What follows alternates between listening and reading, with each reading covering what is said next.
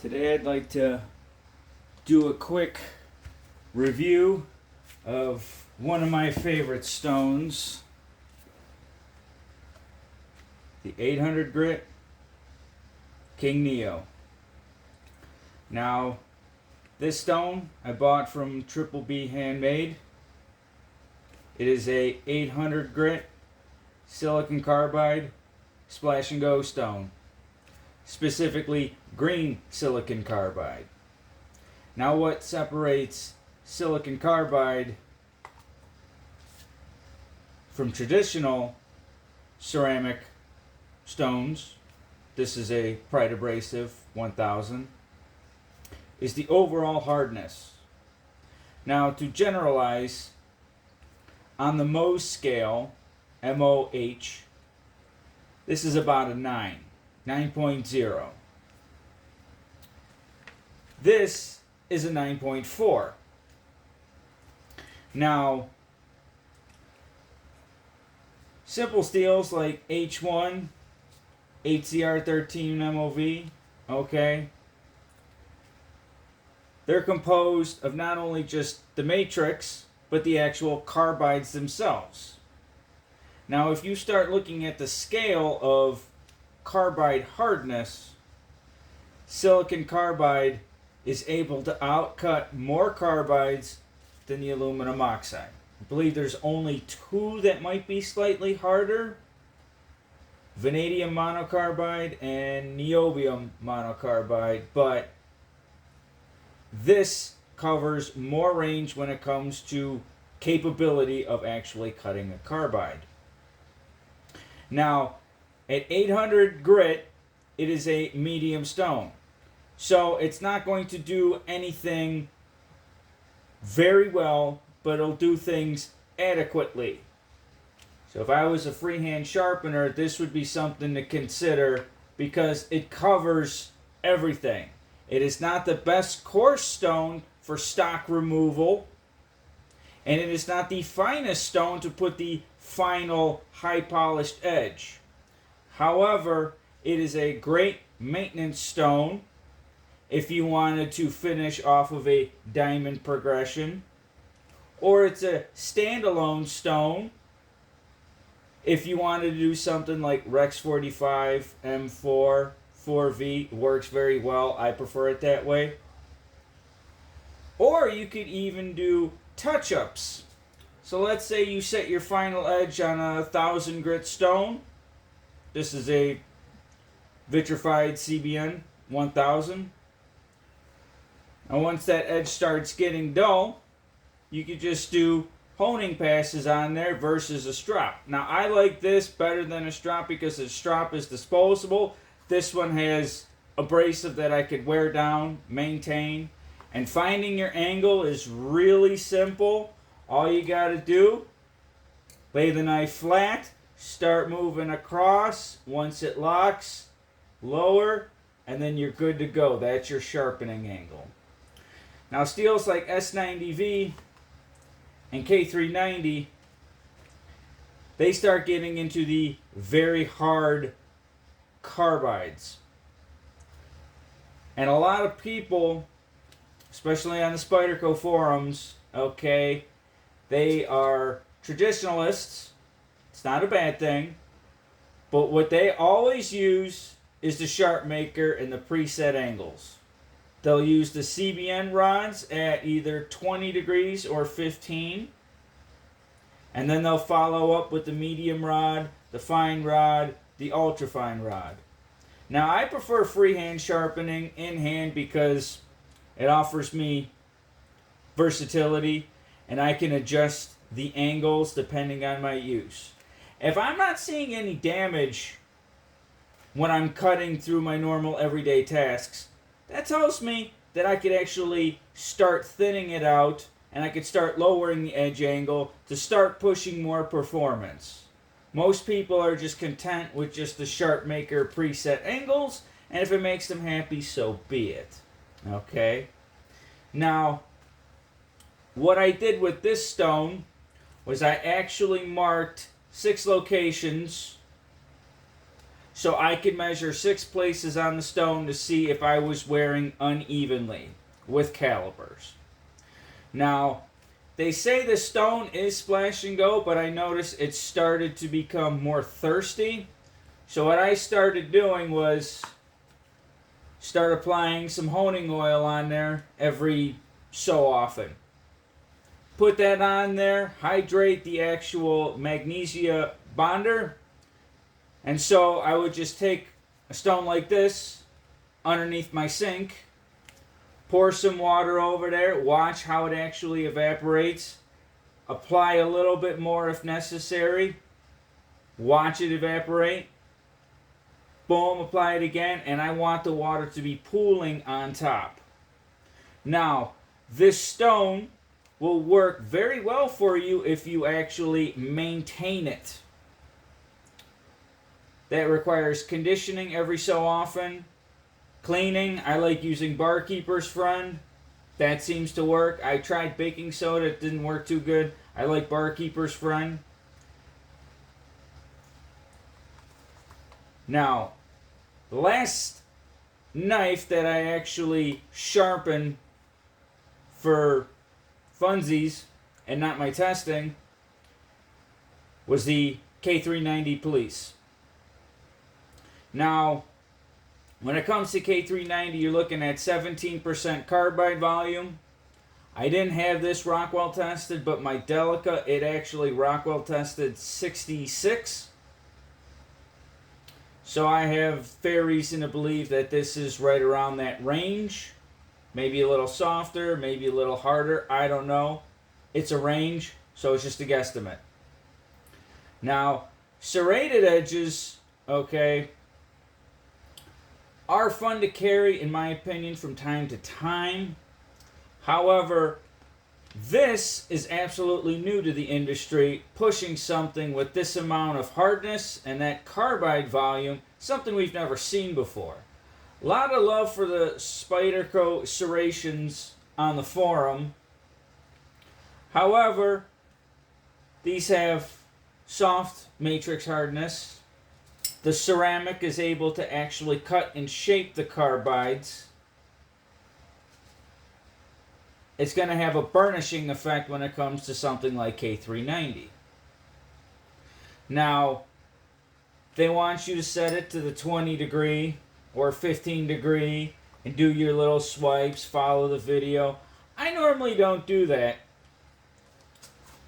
I'll just absolutely use the corners to do exactly everything that they have in that video. Now, when it comes to sharpening serrations versus a plain edge I don't mind forming a burr. When it comes to serrations, I really don't. The reason being is because not that creating a burr is wrong, removing the burr becomes problematic, and if I'm trying to actually create a burr, flip a burr, why not just have a regular plain edge? I bought the serrations to have a chisel ground, and with these points and inside these scallops that are actually protected by the points, that was the whole purpose of buying something serrated edge. Now, I've used Spyderco serrations a decent amount. They are my favorite. I prefer a full length blade with serrations as opposed to the combo edge. Okay? But this is the new stuff that's out, and everybody is still using something like these ceramics. Now, if you look at cut testing that's been done on YouTube with plain edge versions, you will see drop-offs across the board. Now, I like to experiment and play around. I don't mind reshaping the entire edge bevel. I don't mind spending my time thinning out the primary grind to actually increase push cutting ability. Okay? But I've heard people spending a long time actually trying to reprofile this. This took me 10 minutes. Okay? Now, how I go about detecting burrs on a plane edge is I'll actually go slow, using the corners to actually depict where there's any residual burr on either side. That's my method that works for me. Okay, obviously you could use a strop, but I have a preference for just doing everything off the stone. Something primal about holding a rock in your hand and holding your tool in the other. Now, when it comes to serrations, it is chisel ground on one side, and there's the scallops that I'm actually trying to sharpen. So when I'm actually making strokes across, I don't want to do the same stroke. I want to do something slightly different. Why? Because I want to actually hit the inside of that scallop slightly differently. Generally, I'll use about 3. I'll angle it. I'll go across. I'll angle it this way. Go across. And then I'll actually go straight. And what I'm trying to do is more of a push cut, but a push, and it just like goes across.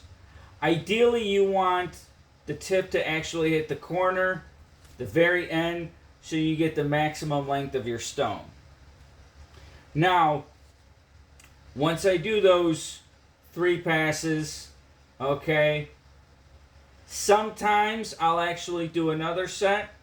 But a lot of times I'll just put it down, rest it on that corner, and actually try gliding and removing any burr that I might have. Now in the Spyderco videos, they always recommend using the fine ceramic when actually sharpening serrations.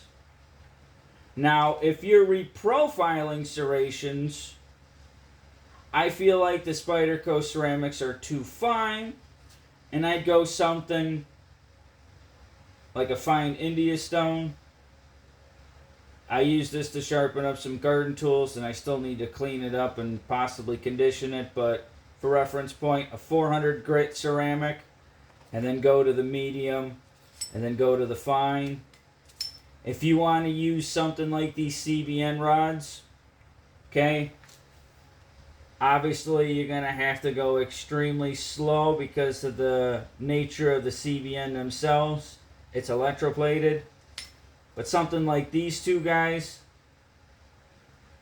I can actually condition, flatten, adjust the stone to actually fit my needs. Now the Spyderco serrations are a good blend of sharpness and strength. They got enough gap in there to actually work with the corners of regular stones or these guys. That's the only ones that I've had experience with. Okay. Now, when it comes to actually using this stone, I actually like using Dan's honing oil on there every now and then to make sure that it is splash and go. It remains splash and go. So that way that oil is actually deeply penetrated in there. Once that water hits, it actually beads on top of the surface and is faster to actually work with. Something like a 1000 grit water stone, which would work fine on H1, HCR. That requires a 10-minute soak. I like to be able to adjust on the fly what I want to do. Now, the edge that I get off of this 800 grit, it seems to have a good blend of polish and bite. It's at that good medium grit range. Now, some people I've seen complain about it cuts slow. What is a medium grit stone? It is an 800 grit stone, but it actually has the cutting power of a much harder stone. It's not as hard as something like a CBN stone. It is not as hard as a diamond stone. However, this is a coating on the DMTs. Now, if you buy a set of 2 stones on the DMTs, one coating versus something like this, okay, obviously the prices are going to range differently. I've seen the bigger ones cost about, I think, $90. This was $60. Now, I bought a second one to actually compare the rate of wear on this stone to a brand new stone to see what the rate of wear actually is. Now, this stone is friable, but it takes a very, very, very, very, very long time to do so. I sharpen steels like S90V, Maximate, K390, S110V, all the time on that. Now, you would have to run specific edge retention testing to actually see where the drop-off actually is in comparison to equal grit, silicon carbide versus diamond in your CBN. However, anecdotally, I really don't see too much drop-off in performance. I see it well within range. Now, if I anecdotally see something is that close that the only way I can determine that there is a drop in performance is actually doing controlled cut testing, to me, that's a win for the King Neo. Because, yes, I'd love to use my water stones, my Arkansas stones, for as many steels as possible. That's why I don't mind trying things out and seeing what works.